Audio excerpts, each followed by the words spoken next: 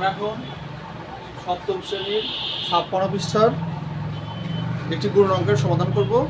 এখানে এর মান দেওয়া আছে, বির মান দেওয়া আছে এবং সির মানও দেওয়া আছে। একটি সৃজনশীল প্রশ্ন। এখানে ক নাম্বার প্রশ্নের উত্তর দেওয়া আছে এ থেকে বি বিয়োগ করতে হবে। ক নাম্বার প্রশ্ন আছে এ ও বি এর গুণফল কত। আর সি নাম্বার দেওয়া আছে দেখাও যে সি প্লাস এ ইন্টু বি অবলিক বি সমান সমান 1। এটা প্রমাণ করতে বলছে। সমস্যা আমরা প্রথমে ক থেকে শুরু করি। এখানে এ বি সি,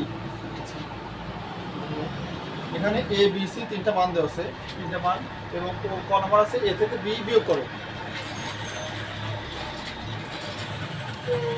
তাহলে দেখো তোমরা এখানে আমরা ক নাম্বার যেটা আছে সেখানে এর মান আগে ওখানে বসাই।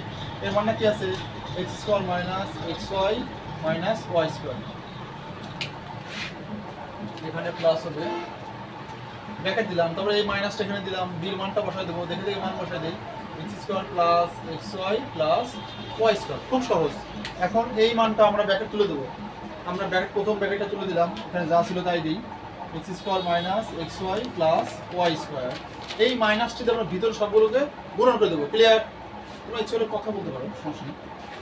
মাইনাস এক্স স্কোয়ার, মাইনাস প্লাসে মাইনাস এক্স ওয়াই, মাইনাস প্লাসে মাইনাস ওয়াই স্কোয়ার। এই তো, ওকে ফাইন। এখন এখানে দেখো, এবারে আমরা যোগ বিয়োগ করে ফেলবো।